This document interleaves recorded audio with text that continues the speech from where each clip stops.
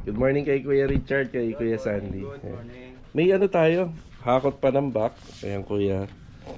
Tapos, isang truck ng buhangin na yung paparating. Tapos, ito, susukatan kasi yung gutter at saka yung bubong para doon sa likod. Ingat kayo Kuya. Salamat po. Morning, good morning. Good morning po sa mga client owner namin. Nandito tayo sa Phase 6. Ayan, bali ito nga po pala ay schedule nito, pa-turnover na to sa Friday. Then humihiling po ako ng konting palugit pa kila client ng hanggang Sabado, Linggo or Lunes sana. Pero nakiusap sila sa Linggo na lang kung kakayanin. Madalas po kasing mawalan ng kuryente rito simula po nung bumagyo. Kagaya ngayon, wala na namang kuryente. Nililinis na lang naman po yung tiles dito banda. Tile grout na yan. Dito then retouching na.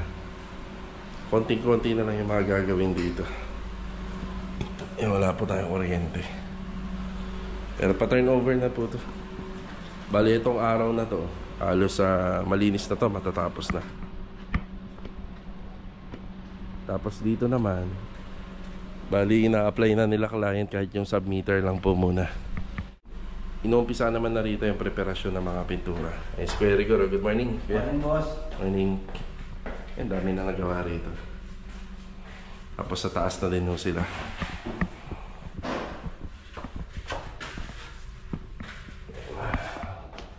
Extra nating hagdanan mo sila tayo. Para din sa hagdanan nito.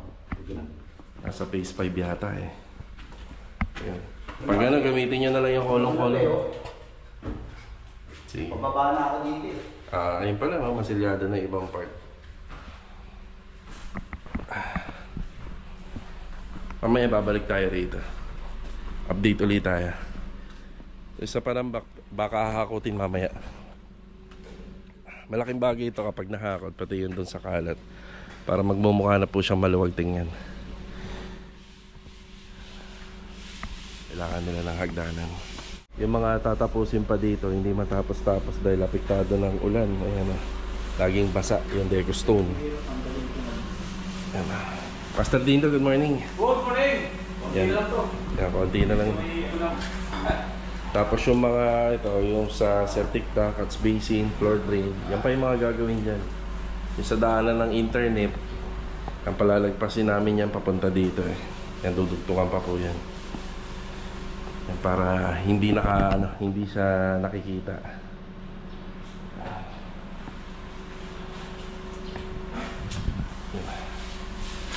Wala lang kuryente.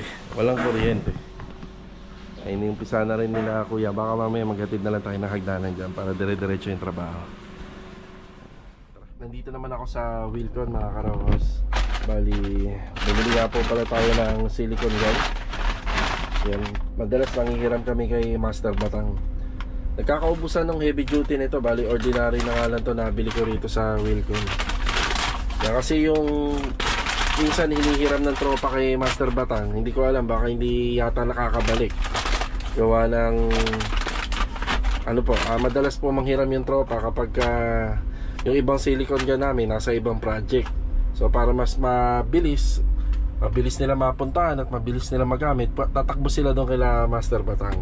So meron naman akong mga silicone gun pero nagkandawalaan na din.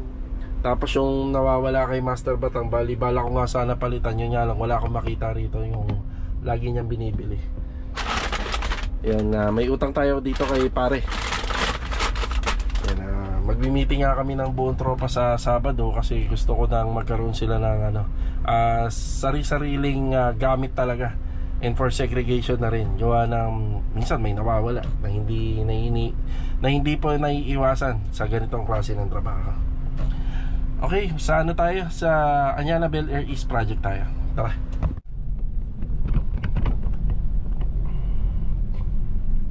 Dito na tayo sa Anyana Bel Air East. Napakalakas po ng hangin dito. Okay, magandang araw po sa aming client owner. Good morning.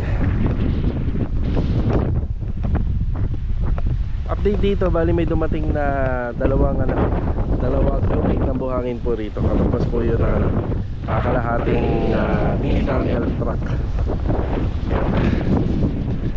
Kuya Richard, good morning po Kuya Richard. Sandy, good morning po. silang dalawa rito.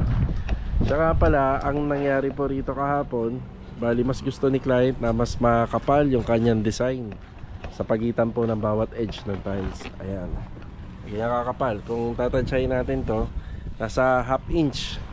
Yan po yung kapal niya. Yan, mas lalo po siyang gumanda. Kaya dapat nakalubog na, kuya.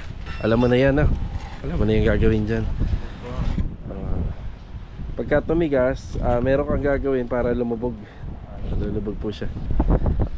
So ang kulay nito kapag natapos, color black, parang pinaka edge nya. Tapos ito, tinapos na po namin ito kahapon. Bali, binuhusan po namin yung part dito sa gilid. Tapos dito naman po sa bandang canopy nya, nadagdagan po ng another na buhos pa yan para maging 60 cm.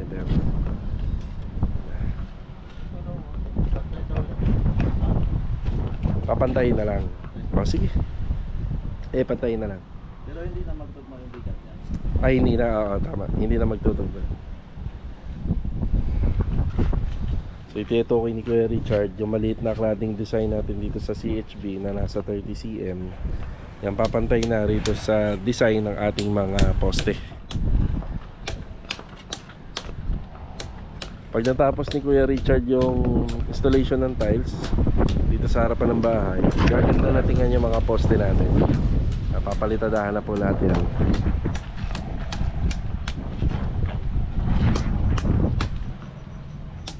Kamusta ang simento? Marami pa yung simento. Yan, nakapokus muna doon sila sa harapan ng bahay.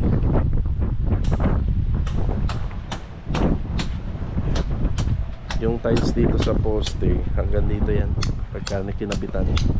Tapos yung pinaka-slab nya, pinturado na lang, tsaka itong gilid kapag sa finishing.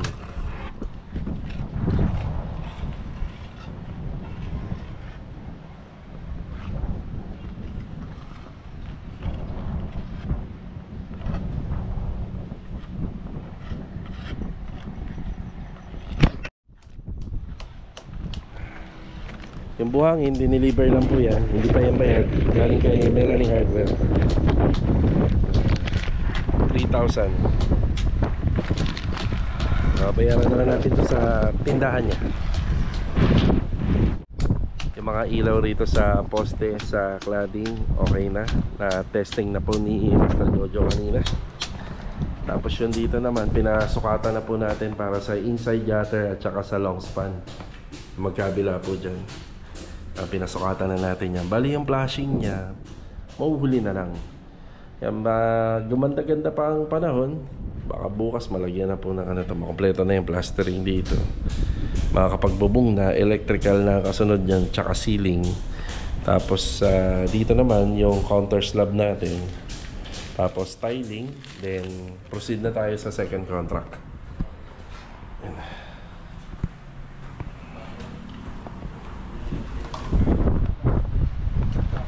Mauna na tayo sa kanila. Okay naman tayo rito. Bali sa materyales, marami naman po. Yung buhangin, semento, adhesive. Ang bali assignment natin dito is malagyan po ng tiles yung according dito sa plano sa harapan ng bahay. Tapos sa mga susunod na araw po, tatapusin lahat ng palitada ng plastering. Kapag maganda-ganda na po yung dito sa harapan ng bahay, pwede tayo mag-deploy ng tao rito para sa gagawa po ng gate. Tapos yung tungkol naman po rito, yan, pwede na po tayong magpa-deliver ng materials para naman po sa trusses. Sa likod, ayun, may possible na bukas magpaano kami. Bali doon naman po sa likod banda, sa extension, pwede po yung bukas baka makapagpa-deliver tayo ng materials na gagamitin doon sa inside gutter at saka sa mga bubong. Yan, kasama na doon yung mga trusses na gagamitin.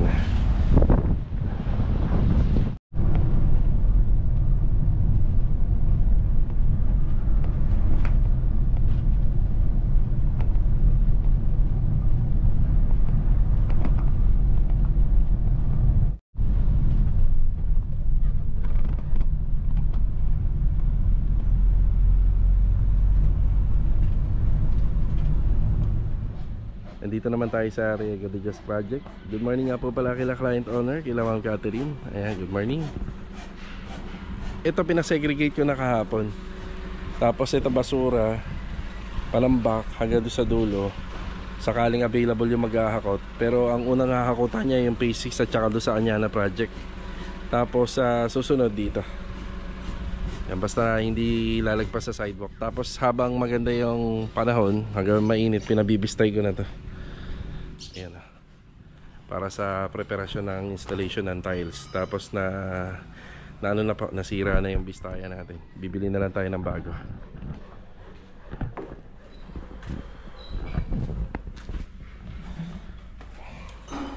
Ito yung tiles. Kung ano yung ginamit sa second floor, yun din yung gagamitin dito. Kaya nagpapalayout na ako rito. Kuya Philip, good morning po Kuya Philip. Good morning po. Ayan yung bago nating silicone gun. At saka ito yung acrylic sealant. Yan, i-apply na ni Kuya Philip. Pakita natin Kuya kung paano mo ginagawa.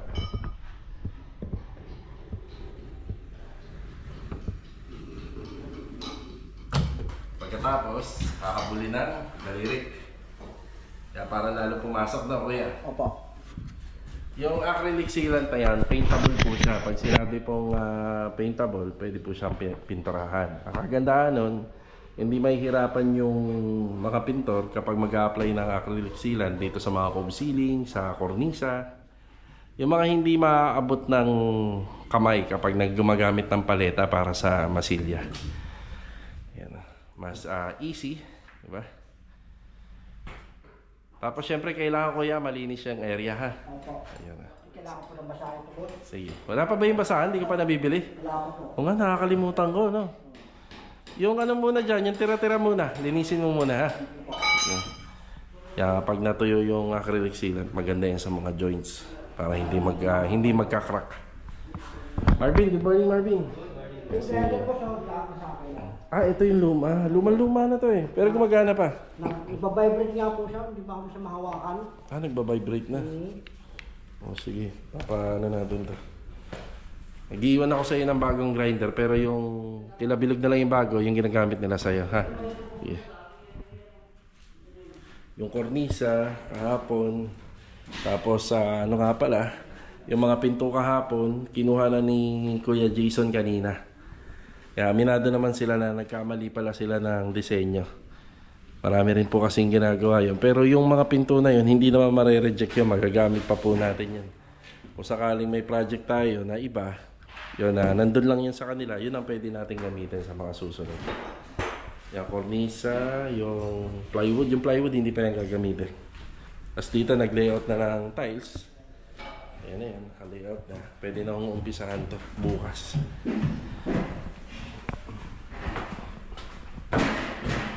Bilog, good morning Bilog. Good morning. Kay Donis, morning. Good morning. Yung luma niya palang grinder, yung isa doon, ibigay kay Kuya Philip, mag-iwan akong bago sa inyo. Hindi, dapat tig-isa kayo eh. Hindi, isa na. Asa ilan? Yun na, dadaling ko na yun, nagbabibrate to. Yanin ko na, napagawa ko. Yung kornisado na. Yung part na wala, ibig sabihin may cabinet po dyan. Kaya nung nakaraan, nag-iwan tayo ng layout ng cabinet dito para iiwasan na nila. Ganun din dito. Meron na rin. Ito. Yung may cabinet dyan. Bali yung karpentero na lang po natin yung mag-install na kornisa kapag natapos niya.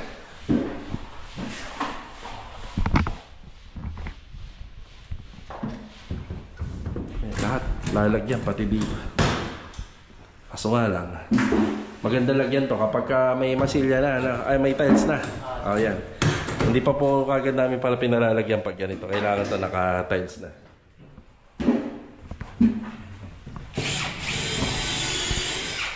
Ay, ikutan niya na po lahat. Tapos si Kuya Philip, may usapan kami noong nakaraan na ipapa-priority na po natin itong mga pader pag ganyan na kaganda yung panahon. Hindi na mag-uulan. So ayun yung patching natin. Patching, tapos yung Acrytex primer and Acrytex reducer. Ito yun, ginagamit namin.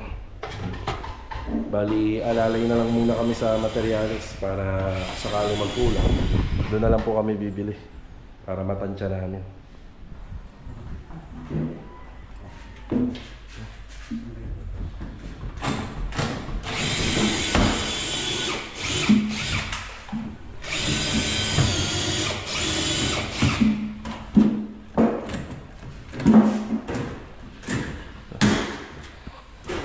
dito maganda yung acrylic sealant na ginagamit ni Kuya Philip. Sa gilid. Sa ibabaw at saka sa ilalim. Okay na. Gigi. Na Kuya, ayos. Akin na yan. Katay na po, boss? Ano ka na. Kailangan na ng bago. Pagka napunta kayo sa ito, hindi na bala ng pang-pang para sa mga kalapin. Ribit. Ribbit. Hindi, meron ako. Mag-iwan din ako. Iwan ako. Yan. Ibis tayo si Marvin. Balik school na po yung mga bata, oh. Bali, isang linggo mahigit din po sila. Walang pasok. Yan, mukhang bumubuti na po yung panahon natin. Mukhang uulan pa. Meron sana kami babalikan ngayon sa dating project namin sa may Anyana Bel Air Central. Tapos may babalikan din kami rito sa Phase 6. Yung na-turnover namin dyan. At saka sa Phase 4. Tapos dito sa project natin sa Phase 1. Mukhang hindi yata kakayanin after break time. Gawa ng hindi tayo makakakit sa bubong kapag ganito yung, yung weather. Kailangan talaga yung mainit. Yan, manananghalian lang muna ako. Tara. After break time mga karaos, nandito tayo sa Phase 5. Habang nanananghalian tayo, bali ang lakas ng ulan kanina. Pero kita nyo, itong bandang 2:00 ng hapon, gumanda uli. Good morning nga po pala sa client owner natin dito. So yung update, yan, nagdala ako ng CHB rito. Yung hollow blocks gagamitin natin doon sa dulo. Medyo makalat na tayo rito kasi yung pagpapahakot kasi kailangan sulit. Abot siya ng worth of 800 o kaya 800 pataas pag nagpahakot. Kasi sinusulit natin para isang hakotan lang. Si Master Jojo, good afternoon Master Jo. Ay, good afternoon. Yan. Bali yung pinagawa natin sa kanya rito is yung ating TV console dito. TV console na to, combination to ng UV board and wall fluted panel. Mapapansin nyo, wala na po siyang floating shelves or cabinet. Yan, nasa na po kasi ng pintuan. Kasagabal na. Just in case, pwede pa maglagay po ng kung ano pang gusto nila rito. Kaya isang haba na lang po or isang flat wall na lang yung natin, design. Yan yung napagkasundoan namin ni client. Yung sa hollow blocks, pag gagamitan na, ito kasi tatanggalin natin to. Tapos mag-aasintada tayo rito. Yan, para may privacy itong part ng flooring na to. Tapos magpapagawa tayo rito ng 2 layer lang ng storage. Yan, kaya 2 layer lang kasi dyan ilalagay ni client yung kanyang sofa. Yan, para medyo maluwag pa. Louie, good afternoon Louie. Good afternoon. Yan, nakapag-umpisa na nga pala si Louie dito. Installation ng tiles. Light gray. Then yung wall accent natin dito. Wood tiles. Yung pinaka-design. Tapos meron siyang niche. Tapos si Kuya Boy nga pala nandito simula umagang hanggang ngayong araw. Yan yung cabinet natin, gawa na rito. Isa, tapos yung pinaka magiging location ng kama niya nandito. Kuya Boy, good afternoon po Kuya Boy. Good afternoon, boss. Yan, ipapalagay tayo ng rito yung outlet. Bali yung lumang outlet, ililipat po natin dito. I-adjust lang natin. So, may mga outlet dito nung bago tayo mag-umpisa. Yan ay. Ililipat lang ng konti yung location.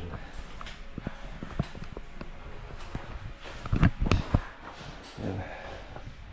Dito sa second floor, pwede na tayo magpaano rito. Overall paint.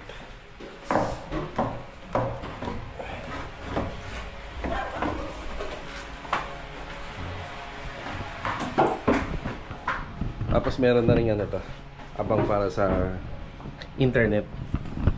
Siyempre ganun lang naman yan kasimple. Yung nilalagay namin dito yung abang kung saan po medyo ano siya, saan po pwede nating ilagay, kasi para hindi na po gagapang yung kable ng internet dito sa loob ng bahay. At tinago natin. Ito muna yung update dito. Punta naman tayo sa phase 3. Tara. Andito naman tayo sa phase 3. Yan, magandang araw kay Sir Joshua, sa client namin. Bali, siya yung pinuntahan ko nung bumabagyo dito sa may SM. Doon kami nag-meet. Yan, meron tayong tigkalahating mini dump truck ng buhangin dito at saka graba. Bali, mamaya madadagdagan pa yan. Magkasabay kong pinadeliver para just in case may magamit kagad sila. Ito, nagpapahukay na tayo rito sa may harapan. Yan, pero medyo iuhuli namin to kasi nasa inner unit tayo eh. Tapos ito, baka ipapahakot na rin po natin to. Yan si Rusty, good afternoon. Good afternoon. Kuya Doming, good afternoon po. Kuya, ito yung Solignum soil guard bago magbuhos. Yan dito. Masikip. Ganun talaga. 18 square meter lang po to. Ang aking natatayuan namin. Yan, magamit natin.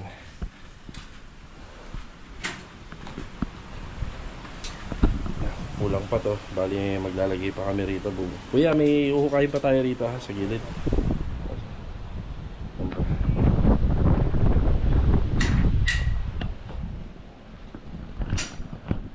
Ras, may napansin ka mga doorknob dito? Doorknob? Madyan po, yun eh. Akin na, kunin ko na. Para sa'yo, asan? Ah, ito? Okay, sige, sige. Yan, bali kay client to. Ito naman mga water closet, tsaka toilet bowl. Wala na naman po yan. Papalitan na po natin lahat. Break time muna. Oh, yeah. Hindi pala doorknob, deadbolt. Break time muna.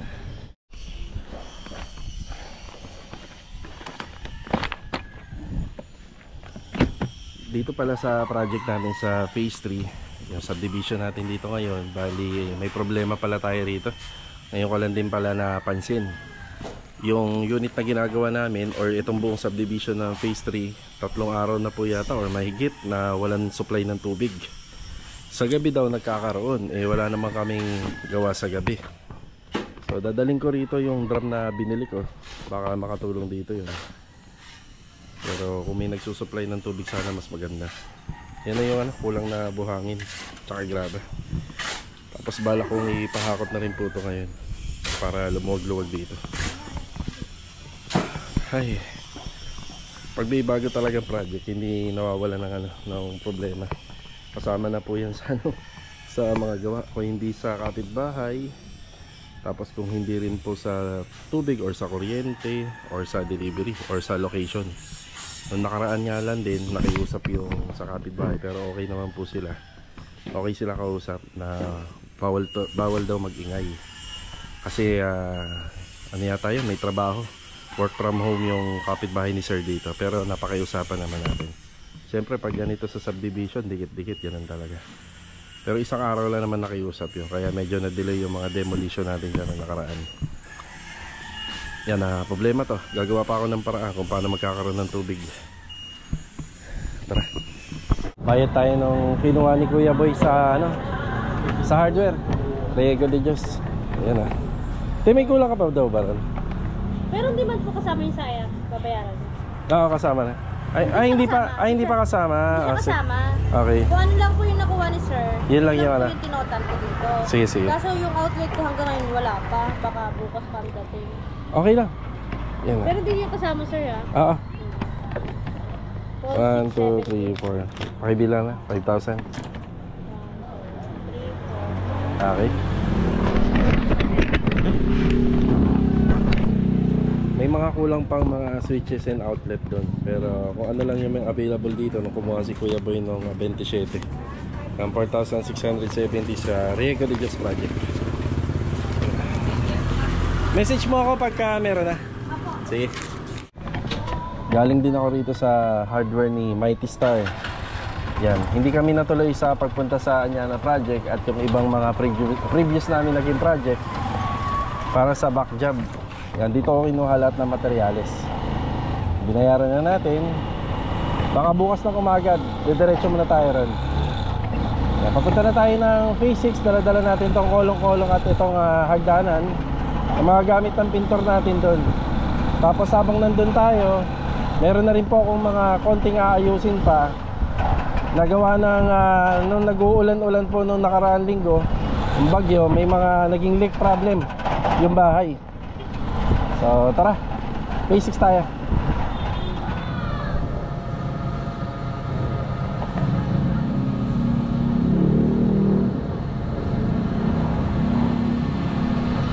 Magtatatlong linggo na hindi nagasan to. Magkano kaya? Walang laman. Paubos na yan eh.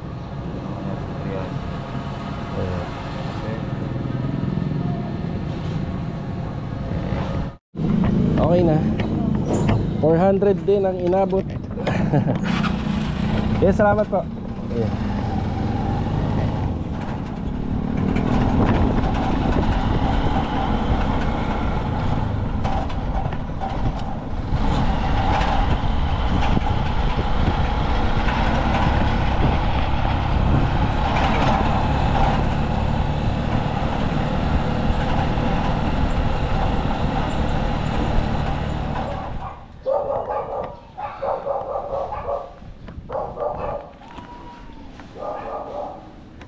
Master Dindo. Kamusta rito kuya? Kailan nagkaroon ng kuryente? Alas 2 na ng hapon. Nakamatay. Nakawala din kagad. Tapos buwan. Hindi kinakaya na Yan bali, yan ang isa sa mga kinakaharap ng Lian Aki Builders na mga problema dito sa mga ongoing project. Doon nga sa Riego de Dios, umaasa rin kami na doon sa sa temporary naka-submeter. Tapos dito namamatay-matay yung kuryente.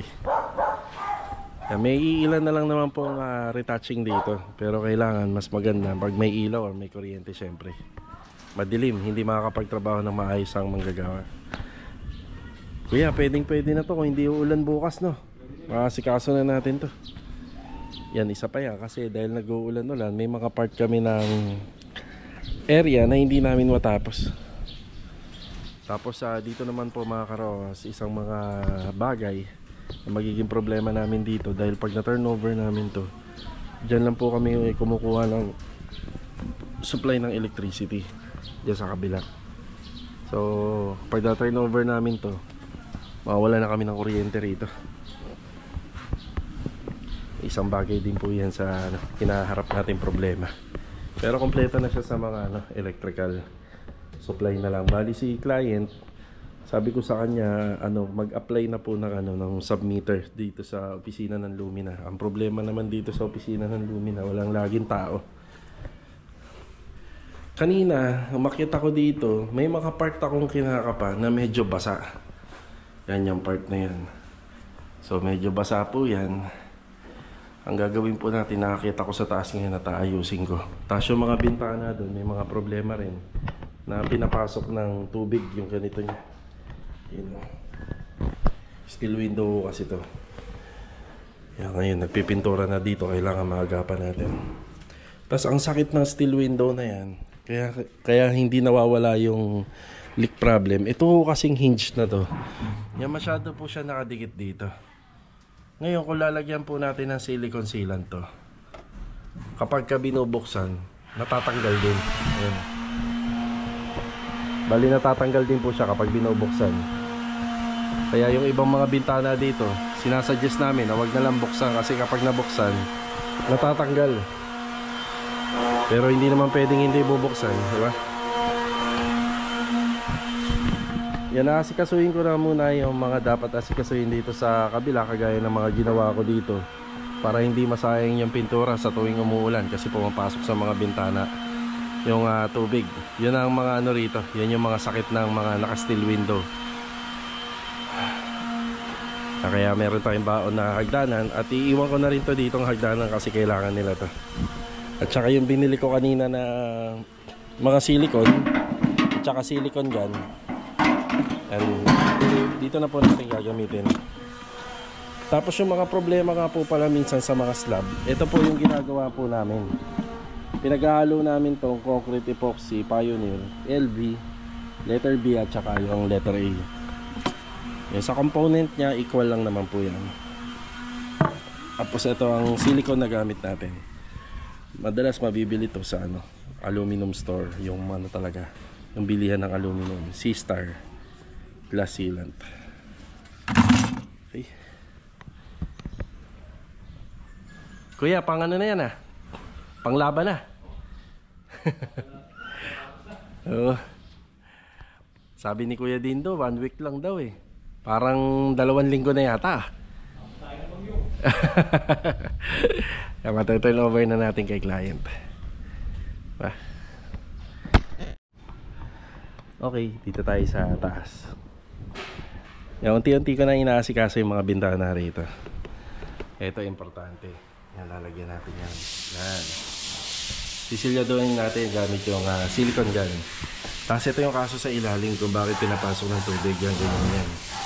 Pag yan ay nakaligtaan na lagyan, actually hindi naman natin ito trabaho Pero syempre nasa finishing tayo yung magpi-finishing na, isasama na natin to. Yan, diba? Tapos may problema rito, karoon ng leak. Yan, dugtong na kasi itong bahay na to Pero posible dito lang yan. Yan dito lang yan nadaan at saka dito. Ayan butas. Nalalagyan natin ng concrete epoxy yan para makasigurado tayo na hindi na siya papasukin ng tubig. Tapos isa sa mga nagiging problema rin namin kapag gumagawa, yung mga steel window na yan, hindi namin yan 100% na naalagaan ng buo. Kagaya nito, nabasag siya. Yan sa sobrang lakas ng hangin na yan, basag. Kaya mangyayari nito, papalitan pa po natin yan.